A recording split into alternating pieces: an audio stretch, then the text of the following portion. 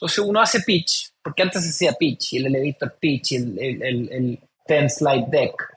Y muchas veces siento que estamos resolviendo problemas con herramientas antiguas que ni siquiera nos hemos dado el espacio de repensar. ¿Por qué hacemos pitch? Creo que los fondos, los ángeles todavía tienen una estructura muy conservadora, en que todos lo hacen de la forma en que todos lo hacían. Y como dices tú, no veo que esa sea la forma de descubrir el temple de un equipo.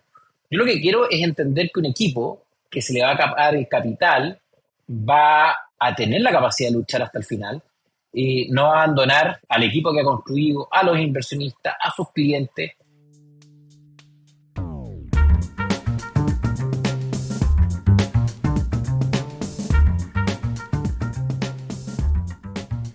Antes de empezar este episodio, si eres ángel inversionista, me gustaría invitarte al club de Ángeles de Latam registrándote en nuestro sitio angelesdelatam.com y sé parte del club donde estaremos haciendo eventos, compartiendo deal flow, haciendo comunidad y mucho más.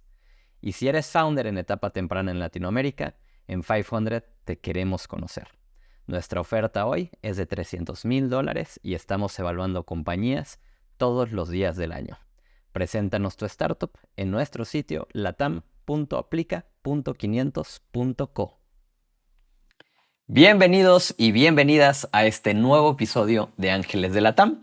El día de hoy tenemos a un gran invitado desde Chile, Paolo Colonello. Paolo es emprendedor desde el año 2000. Es founder y CEO de Dio, una startup que lanzó recientemente y que es un asistente artificial para ayudar a los equipos de ventas a vender más. En el pasado fue cofundador de Capitalizarme, donde ayudó a llevar las ventas a más de $18 millones. Obvio está aquí porque es ángel inversionista y tiene un portafolio con más de 20 startups.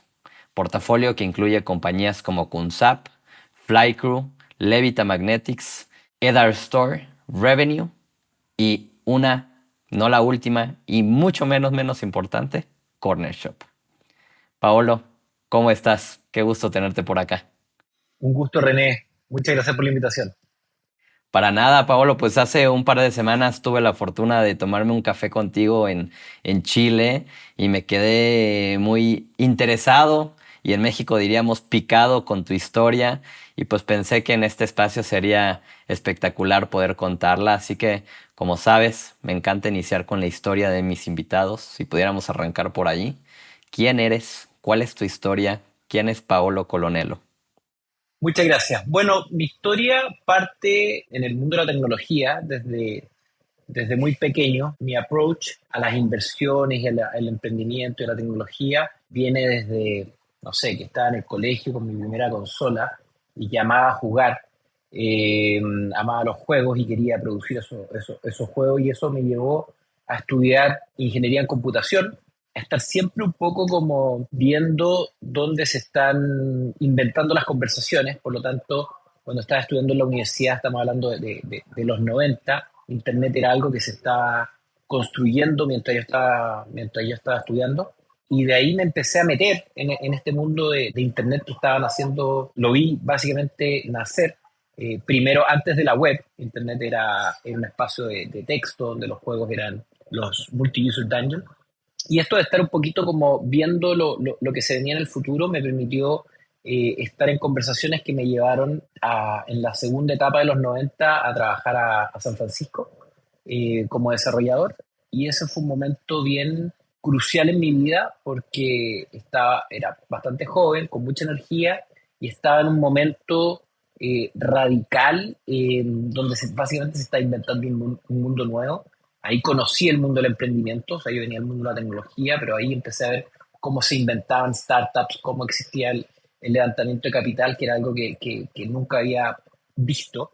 Y de ahí me volví a Chile y vi un poco lo que se había, o sea, hice un poco lo que había visto en Estados Unidos. O sea, me fui por decir, quiero emprender, quiero construir una startup, quiero levantar capital. Estamos hablando del año 2000, antes de la caída de las .com. No existía toda la infraestructura que existe hoy día, legal, de notas convertibles, de toda la estructura que puede facilitar la creación de una empresa o una startup desde cero. Ahí en ese minuto, si tú querías levantar capital, te ibas directo a equity, ¿no? Lo que te lleva al tiro un problema, porque cuál es el porcentaje que tú deberías tener de una empresa que ni siquiera existe. Problemas que después se resolvieron con las notas convertibles, los safe, etc. Pero a mí me tocó tener esos problemas desde el día uno. Armamos una startup en esa época que se llama Stockade.com. Logramos levantar $1 millón de una empresa. Vendría siendo como un corporate venture a esta altura, pero no tenía esa estructura en esa época. Y alcanzamos a operar poquito más de un año hasta que se nos acabó el capital. Llegó la caída de las.com. Esa startup fue absorbida por la empresa que nos compró. O sea, por la empresa que nos puso el capital. Fue un muy buen proyecto, aprendí mucho, quedé sin nada después de eso, pero con muchas ganas de construir algo ya en un formato más bootstrap, bien traumado con el tema del levantamiento de capital, y ahí armé una startup lab slash software factory, desde donde fue mi vehículo, desde donde empecé a hacer distintos otros proyectos y distintas otras inversiones. Y ese vehículo lo utilicé durante varios años. Ese fue el espacio desde donde me metí primero en el mundo de la web 2.0, pre-redes sociales, donde se empezó a generar el mundo del contenido generado por los usuarios. Nosotros armamos una plataforma de comunidades y blogs que se llamó Bligu. Llegamos a tener cerca de 200.000 comunidades dentro de esta plataforma, teníamos 30 millones de visitas mensuales de distintos países y teníamos un modelo de negocio basado en publicidad, el cual no pudimos reinventar antes de la llegada Facebook, que se comió básicamente todo el espacio de ese modelo de negocio. Pero ese fue un proyecto que tuvo mucho volumen. Hicimos varias otras cosas dentro de ese espacio. Nos metimos en cripto, estoy hablando del año 2012. Buen momento. Sí, súper buen momento. Súper interesante como el llegar a ver un momento en que es difícil ver en qué parte de la curva uno está. O sea, por decirte algo, cuando yo conocí los Bitcoin, que me acuerdo que fue como en una conferencia en Southwest, y estaba viendo esto que me parecía conceptualmente increíble, porque lograba darle estas propiedades de no réplica a los bits, pero básicamente era un activo que no tenía más valor que el resto de la gente le daba, y en esa época, no sé, un Bitcoin podía costar $50, que era una locura de precio, porque mis amigos lo habían comprado a $5 y sus amigos lo habían comprado a medio centavo, o sea, a medio dólar y así. Entonces ya comprar algo de $50 era realmente aire, y obviamente si uno lo ve desde el presente es otra cosa, pero como dicen por ahí, comprar acciones con el diario el lunes es distinto. Y en ese espacio estuve varios años hasta que a fines del 2019 dije que era un cambio en mi vida, quería tomar el 2020 sabático para viajar, ahí me tocó el COVID, así que Otro buen timing.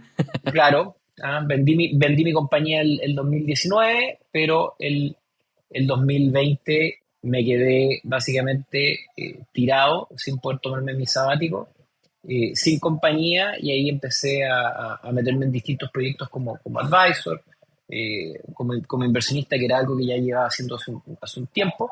Y ahí me ha invitado Gabriel Cid, el founder de Capitalizarme, a entrar como un late co-founder de Capitalizarme, una marketplace de inversión inmobiliaria que logramos hacer crecer mucho. Vendía Capitalizarme en ese minuto $90 millones en GMV, o sea, en la cantidad de apartamentos que se movían.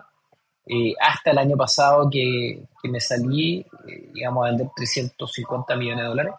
Así que se cumplió un poco el foco de lo que queríamos hacer ahí, que era volver a tomar un ritmo de crecimiento alto, pero no era mi proyecto, era un proyecto que me había invitado, maravilloso, pero no era mi proyecto, y me permitió darme cuenta de un problema muy importante que había en el mundo de la venta, que tenía que ver con entender qué es lo que estaba pasando en una conversación entre un cliente y proveedor.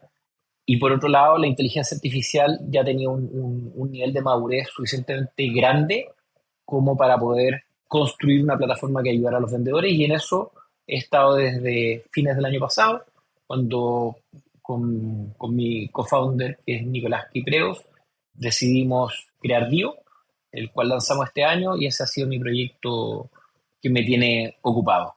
Eso es un poco un resumen de lo que he estado los últimos 25 años. Sí, te acabas de resumir en 6 minutos 25 años de tu historia, que me parece espectacular. Y una de las razones de por qué me emociona tanto tener esta conversación, Paolo, es porque definitivamente en Latinoamérica hay muy poquitas personas con la experiencia que tú tienes, pero no nada más en lo que has hecho, sino en estar viviendo el momento, como tú bien lo decías ahorita, o sea, viste nacer el Internet y luego viste el dot-com crash y luego, mientras estabas construyendo en paralelo una compañía y luego participas en un par de cosas interesantes que tú construyes, pero también en paralelo participas en una de las historias más relevantes de emprendimiento de Latinoamérica, que es Corner Shop. Entonces, de verdad, creo que difícil encontrar a alguien que le ha tocado vivir las cosas en este mundo de emprendimiento como tú, así que me encantará hacer doble clic en varias de las cosas que platicaste. La primera es mundo de inversión del 2000 versus lo que hoy estás viviendo en Dio, ¿no? Ya levantaste capital para tu compañía actual en un 2024 y levantaste para tu primer compañía en el 2000. Cuéntanos un poquito de esas grandes diferencias, especialmente cuando te conocí me contaste eran otras épocas. En ese momento cediste el 85% de tu compañía. ¿Qué nos puedes contar de eso? O sea, bueno, lo que te estaba diciendo al principio es impactante entender todas las capas tectónicas de sustrato que se han creado sobre los cadáveres de las distintas startups que han muerto en el camino, que han permitido construir una estructura que hace que hoy día sea posible invertir.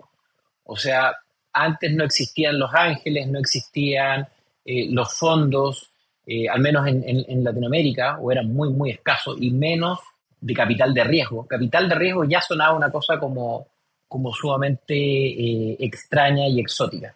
Entonces, la falta de capital y la falta no solamente de capital, sino que de interés de poder invertir y de ver las oportunidades, fue algo que me ha tocado ver de la construcción desde cero. O sea, 20 años atrás o 25 años atrás, las grandes fortunas eran fortunas básicamente tradicionales.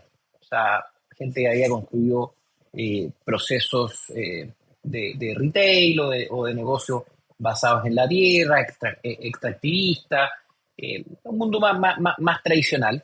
Entonces, ir con ideas de 0 a 100, escalar de forma exponencial, simplemente no hacían sentido.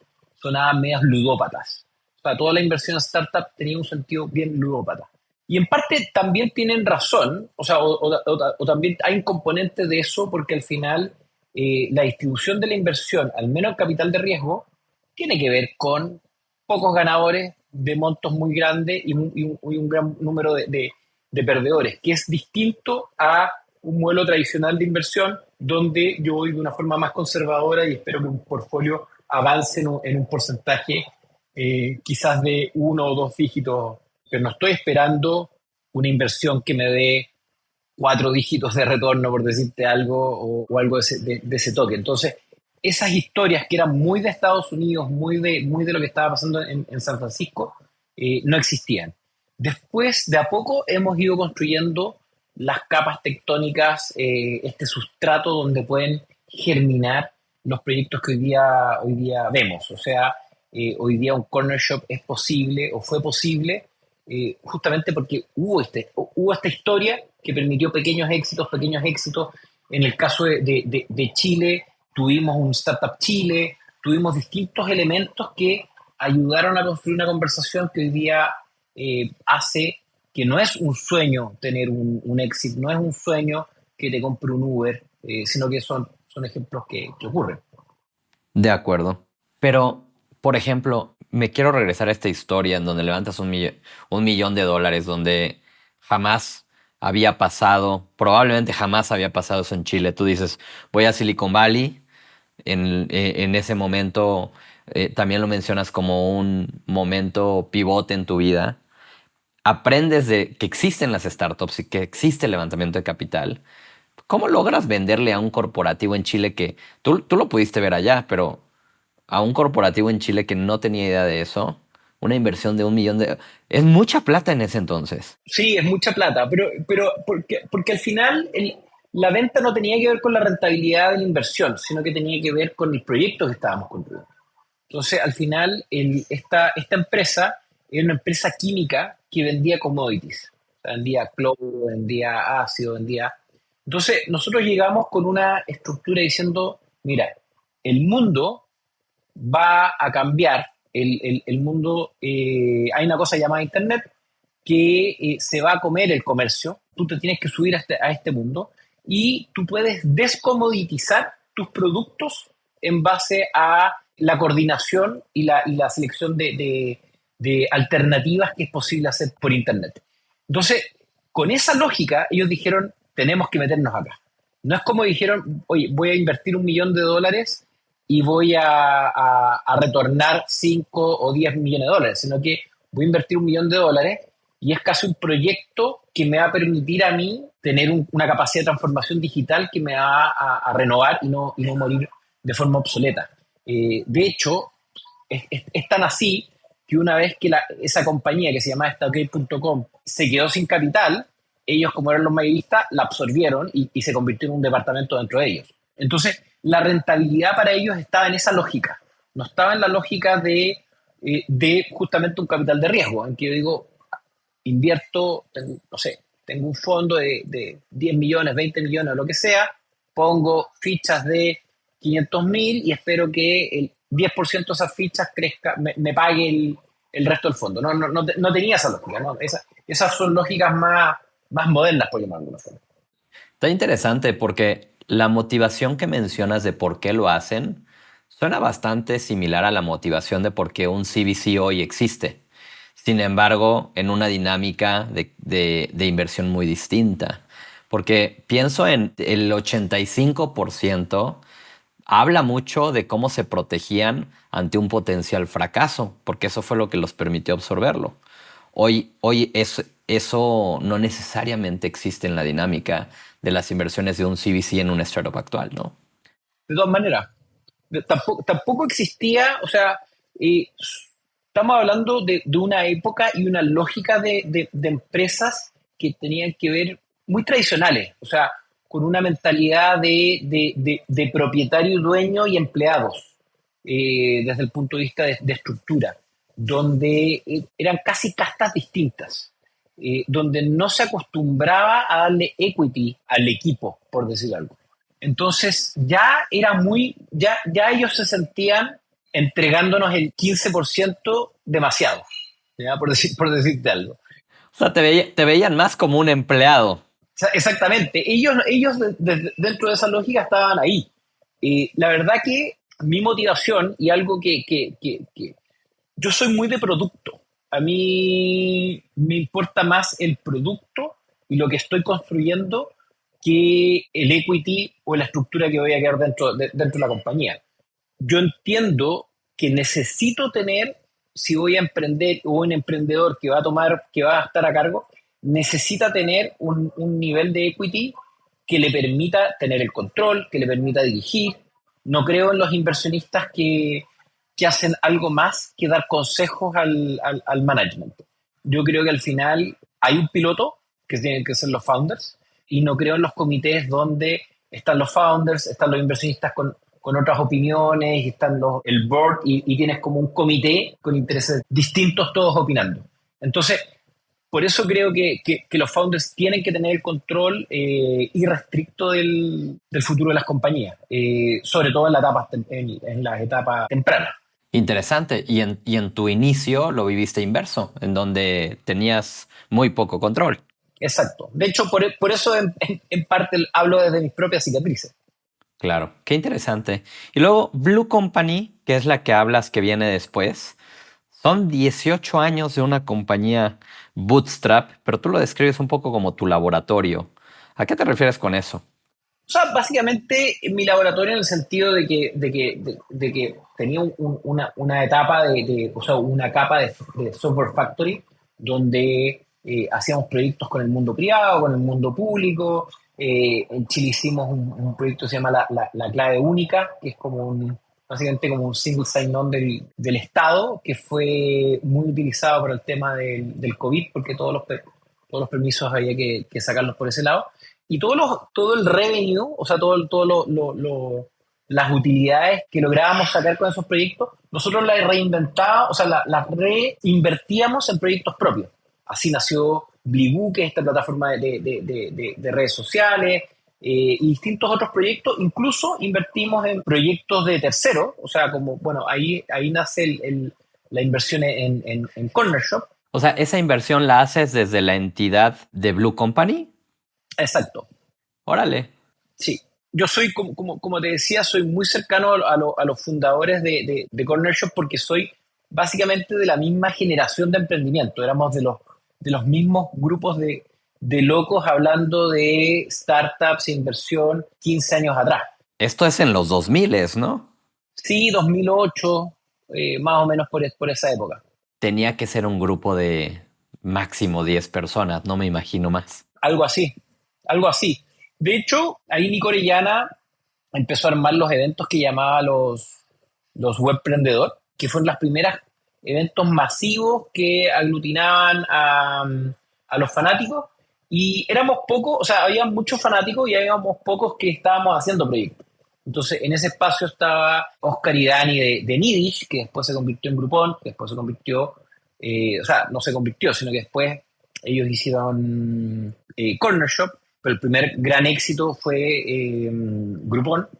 Está David Azael y David Basulto, que armaron ArcDaily, que se convirtió en el sitio de arquitectura más importante del mundo, que ellos vendieron hace algunos par de años. Estábamos nosotros con Blibú. No, como dices tú, no éramos más de 5 o 10 proyectos como más reconocidos dentro de este espacio.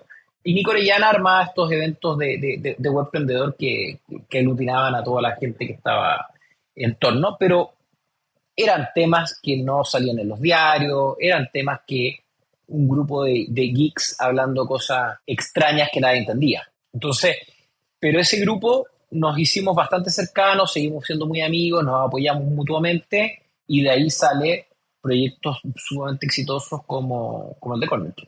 Qué cool. De hecho, no sé si te platiqué, pero Nico Orellana en ese momento con Huelcu es la primera inversión de 500 en Chile. Y eso debe de ser 2013 o alguna cosa así. Sí, de hecho Nico siempre habla con mucho cariño de eso, porque de hecho, esa inversión de Nico en 500 fue un gran logro. ¿Ya? O sea, hay distintos hitos. Que 500 haya invertido en Huelcu fue un gran logro, porque fue lo primero. Entonces, era primera inversión de un fondo reconocido, famoso, porque como te digo, al principio lo que tenías era ángeles, o sea, ni siquiera Friends and Family and Fools, Y también contados con una mano. O sea, de todas maneras. O sea, de todas maneras. Eso también lo hacía muy poco democrático, o sea, muy poco accesible. El concepto de los ángeles es un concepto sumamente actual y que tiene que ver también con ya una segunda generación, una tercera generación, alguien que emprendió y que dice, oye, me encantó tu proyecto, si yo tuviera tiempo y ganas lo haría, no me gustaría estar ahí, pero estoy en otras cosas, así que me gustaría estar, te pongo algo de capital, te pongo algo de redes. Creo que también el mundo de la tecnología viene muy cercano al mundo del open source, o al menos yo vengo muy cercano al mundo del open source, que son mundos sumamente colaborativos, mundos donde yo digo, oye, necesito ayuda, por favor, quiero conocer a alguien, y es normal pedir ayuda en el mundo open source y yo creo que es normal pedir ayuda en el mundo del emprendimiento. Me da cuenta con amigos que son de otros espacios, que es como raro, ¿cómo voy a pedir un café a una persona que no conozco? ¿O cómo voy a pedir ayuda? Son lógicas completamente distintas que en este espacio existen, sobre todo porque venimos de una cultura más más extraña, más marginal, donde si no te ayudas entre tus pares, mueres. De acuerdo. A ver, yo siempre pienso de lo que estás escribiendo de somos una industria de colaboración, no de competencia. O sea, si lo llevas a un ejemplo de una compañía levantando capital, los fondos hemos coinvertido todos con todos. O sea, es colaboración, es coinversión. Y sin duda, a lo mejor sin darte cuenta, mientras ahorita hablábamos de Nico, lo refuerzas. O sea, celebras la inversión de 500 en Huelco de Nico como un hito colectivo, o sea, como un logro del grupo, a pesar de que era en ese momento el esfuerzo de Nico, ¿no? Pero como grupo lo celebras como un hito. De todas maneras, o sea, cada uno de los éxitos es un éxito colectivo. Yo te diría que antes era más fuerte así. Obviamente, mientras el espacio va madurando, hay menos intimidad. ¿Ya? O sea, ya no es un grupo tan acotado y hay más industrias metidas dentro de este espacio, más emprendimiento. Pero cada éxito, o sea, es como un triunfo en el deporte. O sea, cuando un Chino Ríos gana número uno en el tenis, o ahora que ganamos una medalla de oro en la Fran En las Olimpiadas. en las Olimpiadas, nos une. Entonces, cuando un Nico levanta con 500 o cuando un corner shop hace un exit con Uber, son cosas que te alegras, te motivan porque tú dices, es posible, y quieres aprender y quieres sumarte a eso. Sin duda alguna. Y hablando de sumarse a eso, tú me habías platicado que tu inversión en Corner Shop me la describiste como mi golpe de suerte. Y, y me hizo pensar, ¿qué se necesita para tener un golpe de suerte? Porque hemos hablado mucho de la suerte en este podcast, en otros episodios, y la suerte siempre viene acompañada de que saliste a hacer cosas, ¿no? A exponerte a ella. Y tú me contabas que la historia, cómo entras a Corner Shop, pues tiene que ver con un día estar en la casa de Oscar en un 2014 y tú pedirle, invíteme a lo que hagan. Me encantaría que nos cuentes de eso. Sí, a ver, yo creo que como dices tú, la suerte viene, pero hay que ayudarla.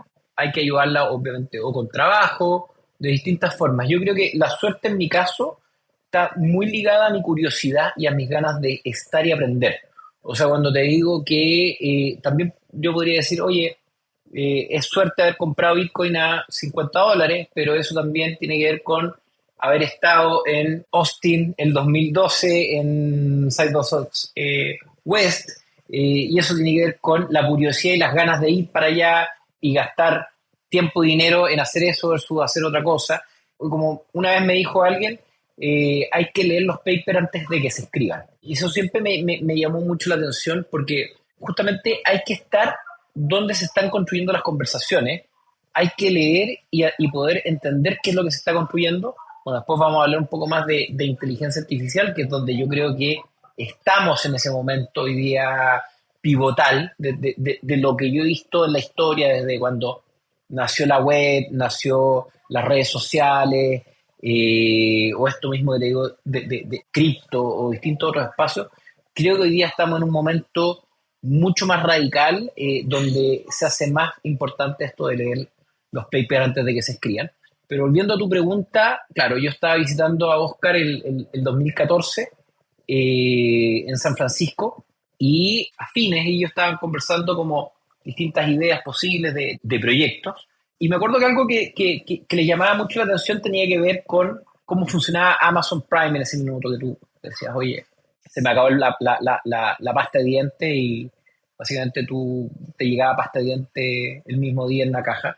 Y me acuerdo como la conversación, algo como esto, y yo decía, eso jamás va a funcionar en Latinoamérica. O sea, va a pedir pasta de dientes y te va a llegar harina, no sé, cualquier cosa. O sea, como veía tan lejos el mundo de la logística. Además, yo siempre he estado en el mundo del software, ni siquiera del hardware, del software, que es sumamente limpio. Básicamente tú ves todo en dashboard en línea, no te metes con los átomos. Una vez que te metes con los átomos, es otro tema. Entonces Uber era una cosa que estaba recién partiendo, esta conexión de afectar desde Internet las cosas desde el mundo físico, más allá de un e-commerce, no habían muchos ejemplos y no lo vi muy posible. Pero después, cuando ahí les dije, oye, cuando inventen algo, me interesa participar. Y cuando llegaron con esto, con lo que después se convirtió en Corner Shop, que ni siquiera se llamaba Corner Shop cuando lo conversamos, dije, lo veo súper difícil, pero este es un equipo realmente increíble, ya habían hecho varios proyectos, y dije, vamos. Y como digo, uno podría haber dicho, no vamos, entonces no, creo que en ese sentido la suerte te acompaña si es que tú estás ahí. Me encanta porque ahorita me hiciste pensar como en dónde nace la convicción de un inversionista. Y es muy chistoso escucharte decir, no creo que esto vaya a funcionar, pero al mismo tiempo decir, tengo que invertir en estas personas. ¿Dónde está la lógica de esas dos cosas combinadas, no? Es que, a ver, yo creo que el proyecto, sobre todo al principio, es imposible entender a dónde va a ir, porque al final, cuando tú estás esto es como cuando tú disparas un proyectil, cualquier variación pequeña en el ángulo te va a cambiar mucho la distancia final. Entonces, una idea inicial, y yo tengo una idea y la pongo en el mercado y tengo otros competidores, tengo los consumidores, tengo demasiados elementos ambientales que afectan a la idea. Entonces, ver una idea sola es sumamente, casi imposible, es como ver un barco y decir, ¿va a navegar o no? O sea, depende de las condiciones del clima, depende de dónde lo voy a poner, depende si quiero que vaya para allá, para acá. Entonces, el barco en sí, solo, no te va a decir nada en un pitch que está partiendo. No, no. Las ideas son muy mínima la contribución al éxito de un proyecto. Yo creo que al final mi convicción ahí tenía que ver con entender quiénes son los pilotos de esta idea. Entonces, Corner Shop no es Corner Shop por la idea de Corner Shop. Corner Shop es Corner Shop por el equipo que lo saca adelante. Y eso, siempre un equipo va a poder pivotear, un equipo va a poder sobrevivir, un equipo va a poder dar vuelta a un proyecto, va a poder entender que si aparece un competidor o el mercado no está reaccionando no hay un product market fit, van a poder pivotear, van a poder convencer a levantar más capital, van a poder adaptarse a la competencia o van a poder venderla a la competencia o van a poder destruir la competencia. O sea, toda esa navegación es lo que la hace el equipo, no la hace la idea. Entonces, yo te diría que por eso no siento que sea tan incoherente lo que te estoy diciendo. O sea, puede que el equipo llegue y la idea no llegue. No creo que sea incoherente lo que me estás diciendo, porque yo, o sea, yo soy del mismo bando que tú, ¿no? Como inversionista. Más bien, mientras te escuchaba, me hace pensar en lo que seguramente muchos allá afuera han de pensar de estos locos cómo toman estas decisiones, porque parecieran incompatibles las dos ideas. De hecho, por eso yo creo que es tan difícil ser inversionista ángel, porque al final lo más relevante en la inversión ángel es construir una relación fuerte con los emprendedores, con el equipo. Yo te contaba que todas mis inversiones ángeles han sido más tácticas, han sido empresas que he conocido o de alguna otra forma. No tengo una estructura recurrente o como casi un fondo en que tiene un deal flow y va produciendo y necesita como ir estructurando. Yo creo que básicamente un éxito posible o una recomendación para la inversión ángel tiene que ver con construir una buena relación con inversionistas, o sea, con los emprendedores. Y eso toma tiempo. No es un pitch, no es una conversación, sino que tiene que ver con ahí, con observar, con estar en los eventos, no sé, o sea, para mí es parte de lo que soy, es parte de los hobbies. O sea, yo pertenezco a un ecosistema donde eso ocurre. Yo estoy viviendo, como te digo, en el sur de Chile, donde hay todo un movimiento que se llama Startup Patagonia, donde la gente se junta y tú vas conversando y ahí es donde van apareciendo estas oportunidades. Eso es parte de leer los papers antes de que se escriban. Hay que estar en el momento correcto también, ¿no? Y es un poco lo que describes. Cuéntame, a ver, todo el mundo, cuando hablamos de inversiones, la mayoría llega al mismo lugar. Invierto en el equipo. Y tú lo acabas de describir de una forma bastante similar. Pero creo que a donde te quiero llevar la pregunta es a profundizar en eso. Para ti, ¿qué significa? Porque Lo que quisiera entender es, de las que haces, ya nos contaste es primero construir una relación. Pero, por ejemplo, si vamos para atrás y recuerdas ese momento en el cual le pides a Oscar, invítenme a lo que están haciendo, ¿puedes encontrar esos factores en ese equipo que hoy, a manera de framework, lo puedes replicar en tus nuevas decisiones de inversión? Para decir, un equipo bueno tiene A, B, C, D y E. O sea, a mí me gusta, yo creo que es personal, o sea, tiene que ver con qué te sientes cómodo. Yo me siento cómodo con equipos que tienen cicatrices en el cuerpo, que ya hayan aprendido, que ya tengan entendimiento de qué cosas funcionan, qué cosas no funcionan. En ese sentido, creo que el costo de aprendizaje es muy alto en una startup. O sea, creo que un equipo o alguien que simplemente sale de la universidad y va a armar su primera startup, creo que lo más probable es que va a tener un recorrido largo de cicatrices y no creo que sea mi rol, o al menos yo no tengo ganas de comerme ese aprendizaje. Entonces yo prefiero un equipo que ya tenga un buen nivel de cicatrices, de aprendizaje y de bagaje en lo que se va a meter. Alguien que haya, no sé, trabajado en el mundo logístico, haya visto un problema desde cerca, haya entendido algo, no en todos los dominios, porque básicamente armar una startup es un proceso muy renacentista. Tienes que entender de productos, tienes que entender de venta, tienes que entender de levantamiento de capital, tienes que entender de muchas cosas, pero al menos un par de esos dominios creo que tienen que estar muy, muy bien resueltos. No creo en los equipos que, como te decía, tienen una gran idea y lamentablemente siempre los pitch pasan sobre la empresa. Es muy raro eso, como lo que vamos a hacer y la conversación se aleja de las personas. Pero creo que eso para mí es muy fundamental. O un buen conocimiento del producto, del market product fit o de la venta. Un buen equipo que sepa vender, puede vender cualquier cosa. También desarrollo tecnológico, que cada día lo veo menos relevante. Temple, como en los temas más subjetivos, capacidad de comunicarse, capacidad de comprometerse, de escuchar, el carisma que pueden tener los fundadores, creo que son sumamente fundamentales. Me encanta. Creo que con eso puedo entonces decir, o sea, no lo podemos dejar en nada más invierto en el equipo.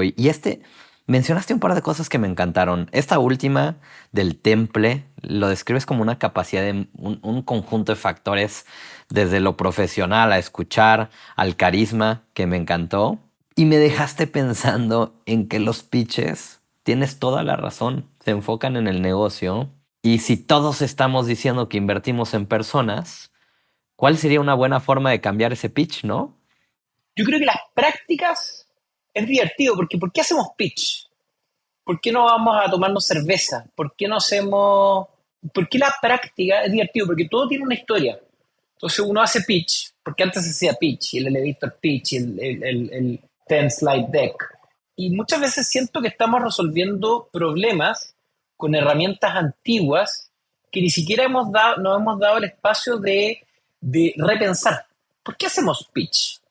¿Ya? ¿Por qué creemos que esa es la forma de... ¿Por qué no vamos al sauna, por decirte alguna... ¿Por qué no salto en Benji? ¿Entiendes? No, ¿por qué no usamos como algunas cosas más fuera del out of the box para poder descubrir si hay fit? Creo que los fondos, los ángeles todavía tienen una estructura muy conservadora, en que todos lo hacen de la forma en que todos lo hacían. Y como dices tú, no veo que esa sea la forma de descubrir el temple de un equipo. Yo lo que quiero es entender que un equipo que se le va a dar el capital va a tener la capacidad de luchar hasta el final, no va a abandonar al equipo que ha construido, a los inversionistas, a sus clientes, porque tiene una tolerancia a la frustración, tiene una tolerancia a la incertidumbre, que son cosas súper importantes dentro de una startup. Hacer una startup es terrible, es terrible. O sea, cuando yo el año pasado le dije a mis amigos, oye, es que me quiero volver a lanzar y quiero hacer Dio, me decían, pero ¿por qué? O sea, me miraban como si fuera realmente un sádico. Y bueno, a mí me gusta el producto, soy amante del producto. Y sí tiene algo de eso. Ah, claro, o sea, dicho, la gran pregunta es ¿por qué estoy haciendo lo que estoy haciendo? ¿Por qué no estoy haciendo otra cosa? ¿Por qué no me pongo a armar un fondo, lo que sea? No es lo que me gusta. Lo que me gusta a mí es el producto, lo que me gusta es, veo maravilloso lo que está pasando con inteligencia artificial, pero meterse en este espacio no es para cualquiera. Entonces, el pitch no creo que sea la forma de ver si un equipo es el equipo. Sobre todo si no ha tenido historia de emprendimiento. Sí, como que cuando hace rato decías todo eso que estaba pasando en Silicon Valley no estaba pasando en Chile y pues, no estaba pasando en Latinoamérica y lo combino con lo que recién dijiste, ¿no? O sea, estamos los fondos, Los Ángeles haciendo lo que otros hacían o hacen, pues es que en Silicon Valley la realidad es que sí te puedes parar a hacer un pitch y terminas muchas veces con un cheque en la mano, ¿no? Y a lo mejor lo estoy escribiendo o resumiendo de una forma muy sencilla, pero sí pasa. En Latinoamérica no pasa. No pasa así. Y sin duda alguna, no es para cualquiera. Es bien difícil emprender. Y mis respetos a todos los que lo están haciendo. Mis respetos a ti, Pablo, por estarlo haciendo nuevamente. Y me gustaría preguntarte en el contexto, para cerrar el tema de Corner Shop. A ver, Corner Shop lo tenemos que decir como es una de las historias más relevantes de emprendimiento de Latinoamérica en los últimos años, en los últimos 5 o 6 años. Si quitamos a Nubank poniéndolo en la categoría de Brasil, probablemente la más importante de la región, porque es el círculo completo. Es una adquisición que hace que los que invirtieron vean liquidez, que early employees vean liquidez. Entonces, hay una serie de cosas que lo vuelven el círculo completo. Y tú estuviste ahí para verlo, pero también me gustaría que nos cuentes eso cómo impactó en Chile, porque en algún momento tú en nuestro café me contaste de esta sensación de haber nacido en el país equivocado. Sí.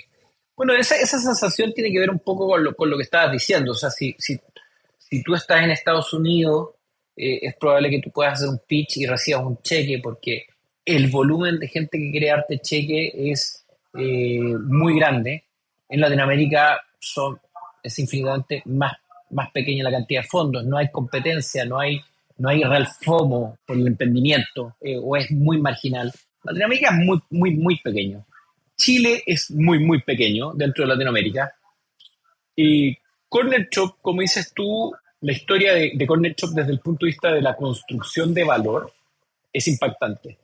O sea, en ese tiempo, digo, desde 2015 que se fundó Corner Shop hasta que se hizo el exit, considerando todas las trabas que hubo. O sea, hubieron un par de potenciales exit antes que se cayeron con Walmart. O sea, la historia es muy, muy buena. O sea, esa es una historia que tiene que contar Oscar o Dani o Chuck, pero no me corresponde a mí hacer esa biografía que es realmente un libro increíble.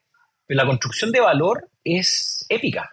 Y yo creo que todavía no nos damos cuenta de lo que tú estás diciendo en términos del impacto que tuvo. Creo que la gente lo ve como un proyecto más, no, como un unicornio, que son estas palabras que están tan manoseadas también, pero no hay proyectos que hayan tenido este cierre completo. O sea, hay muchas compañías que valen mucho en papel. Corner Shop no vale en papel, sino que vale, o sea, tuvo un éxito, una compañía disponible a comprarlo. Eso es muy raro. O sea, es muy raro, es muy especial. Como, de hecho, hay uno de mis libros favoritos de emprendimiento, uno muy antiguo que se llama The Art of the Start de Guy Kawasaki, que era el Chief Evangelist de Apple. Y en una parte decía, mira, hacer un exit con tu startup es tan probable como estar en una piscina, en el fondo de una piscina vacía, en un día soleado, y te caiga un rayo 2 veces. Yo creo que Corner Shop es como que te caiga el rayo 4 veces. ¿Ya? O sea, es realmente muy, muy, muy especial lo que pasó. Creo que nadie tenía claro que podía pasar eso, ni los mismos founders, porque tú te lanzas en un viaje y es como Colón, que tú te lanzas a buscar las Indias y terminas en América, ni siquiera te das cuenta. El emprendimiento tiene mucho de eso. Completamente de acuerdo. Paolo, cuéntanos un poquito de tu tesis, hablando de inversiones. Evidentemente es algo que estás haciendo hace ya varios años y ya hablamos de probablemente la compañía más importante, pero cuéntanos hoy hacia adelante cómo se ve la tesis de un ángel como tú. A ver, como te decía, bueno, hay una variable muy importante que tiene que ver con el equipo. Yo creo que hoy día estamos entrando en un espacio de incertidumbre sumamente grande. Creo que lo que está pasando con AI es un poquito como lo que te estaba contando de Corner Shop. Yo creo que es un fenómeno que ni siquiera entendemos lo que va a pasar con eso. Creo que va a dejar obsoletos cientos de industrias, muchas de software, sobre todo depende de qué tan rápido se mueva el tema de AI. Y hoy día, dentro de mi tesis o donde yo veo que es importante invertir, e incluso ni siquiera invertir, como proteger el capital, tiene que ver con AI. Como cuál es este proyecto, esta empresa o este grupo de emprendedores, cómo se adapta a este mundo de infinita incertidumbre. O sea, si cuando en los 2000 yo veía internet y decía, todo va a pasar por acá, todo, audio, video, o sea, esto se va a comer la televisión, se va a comer los medios, se va a comer el comercio, se va a comer todo, y esa era mi tesis en ese minuto de vida, o sea, como lo que yo veía, y algunos creían que no, Internet era una moda, Internet era una cosa pasajera, como la radio va a existir. Y hoy día tú ves también o sea, hay un artículo de Economist que dice la inteligencia artificial todavía no, o sea, la inteligencia artificial no ha hecho ninguna mejora en la economía, que me encanta porque veo un nivel de ceguera en esos artículos de gente sumamente educada que digo, oye, qué maravilloso que haya gente educada tan ciega todavía, porque es una oportunidad para poder invertir. Deja de ser oportunidad cuando es evidente para todos, ¿no? Claro, exactamente. Sí, o sea, de hecho, sí. O sea, la inversión tiene que ver con ser contraintuitivo. O sea, de hecho, la inversión como ángel es contraintuitiva. O sea, tú no compras acciones cuando están subiendo, tú las compras cuando están bajando. Y al revés, porque estás viendo una oportunidad. Y yo creo que AI es una oportunidad más grande de todo el pasado. Y esa es yo te diría, como el fundamento de mi tesis. Tiene que ver con el equipo, tiene que ver con el área, el dominio, porque tú puedes tener un gran equipo metido en un espacio que va de salida. Y eso va a generar una cuesta arriba que va a perjudicar la inversión. Coincido contigo y me gusta que lo hayas comparado con la época del internet y que incluso usaste las palabras de que era inclusive tu tesis de vida, no nada más la de inversiones, ¿no? Esto es una apuesta de hacia acá va todo y lo acabas de describir de la misma manera para AI. Entonces, me encantaría que nos cuentes de esa oportunidad para aquellos que aún no la ven como tú la estás viendo, porque sin duda sí se siente esa incertidumbre que mencionas, pero también se siente probablemente para muchos como una moda. Hoy, si estás analizando compañías, startups, todas son AI, ¿no? Y entonces, ¿cómo describirías la oportunidad real y cómo logras identificar dentro de y lo voy a poner entre comillas, todos son AI, las que verdaderamente están bien apalancadas y usando bien la tecnología de lo que AI les puede dar? Es que es interesante lo que dices, porque cuando uno dice el futuro es AI, no quiere decir necesariamente que tengo que invertir en una empresa con AI. Te voy a dar un ejemplo. Yo acabo de tener un hijo este año. Yo estoy seguro que mi hijo nunca va a manejar. ¿Ya? Me parecería un fracaso del desarrollo tecnológico si en 18 años más mi hijo tuviera que aprender a manejar. Yo espero que en 18 años más todos los automóviles del mundo se manejen solos. Entonces la gente me dice, oye, pero es que no se va a reinventar el parque automotriz en 18 años. No, pero es muy probable que yo pueda ponerle en el asiento del piloto una máquina con un cubo que sea un chofer robótico. Pero yo estoy 100% seguro de que se van a manejar solo los automóviles.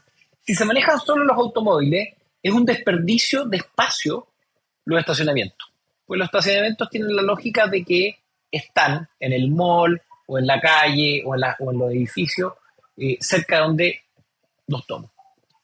Si yo digo que los autos se manejen solos, va a liberar ese espacio porque el auto se va a ir a guardar a un espacio donde el metro cuadrado sea más barato, no al centro, no en mi casa donde el metro cuadrado es mucho más caro. ¿Qué pasa con esos espacios? ¿Qué pasa con los estacionamientos de los malls? Entonces, tú puedes armar una startup que, te doy un ejemplo malo, pero solamente para ilustrar, ponga container con granjas hidropónicas de lechuga en los estacionamientos de los malls que van a quedar, como se llama, desocupados porque los autos se van a manejar solos. Entonces, esa startup no es una startup que tiene que ver con inteligencia artificial, pero es una startup que vive sobre el mundo construido porque la inteligencia artificial es posible. Entonces, yo creo que las oportunidades están ahí. Es como, dado que el futuro es así, dado que esto es lo que va a pasar con la inteligencia artificial, estos trabajos se van a reinventar, estos trabajos ya no va a ser posible. O sea, creo que la inteligencia artificial le va a pegar mucho al trabajo. Creo que va a haber una oportunidad muy grande de reinvención laboral. Y esa reinvención, hacerse cargo de la reinvención laboral es una gran oportunidad. O sea, creo que startups como Platzi, por decirte algo, tienen mucho que ganar ahí. Porque al final, y no necesariamente tiene que ver con que ahora Platzi es now with AI, ¿me entiendes o no? Sino que yo tomo el fenómeno de que las personas necesitan reinventarse laboralmente más rápido porque Tesla va a sacar un robot de, no sé, $20,000, $10,000 o lo que sea, que me va a reemplazar muchos trabajos que hoy día son manuales. Entonces, más que la startup en sí, es cuál es el mundo posible. Yo hay cosas que yo estoy seguro que la tecnología cada vez va a ser mejor, más rápida y más barata. O sea, la ley de Moore como concepto va a seguir existiendo. Hoy día es cara la inteligencia artificial, hoy día los modelos son caros, pero el día de mañana van a ser baratos, una vez que son baratos, cada uno va a poder tener un modelo, o sea, Lama 40, por decirte algo, va a ser infinitamente poderoso, barato y lo vas a poder correr en tu computador. ¿Y eso qué implicancias tiene? Va a tener implicancias desde el punto de vista de la fake news.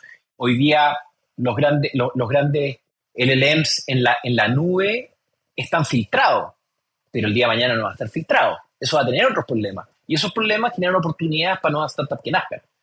Yo creo que la conversación y el pensamiento de valor tiene que ver con eso, con hacia dónde está arrojado el mundo, cuáles son las oportunidades cuáles son las necesidades que nacen y cómo una startup se hace cargo de ellas.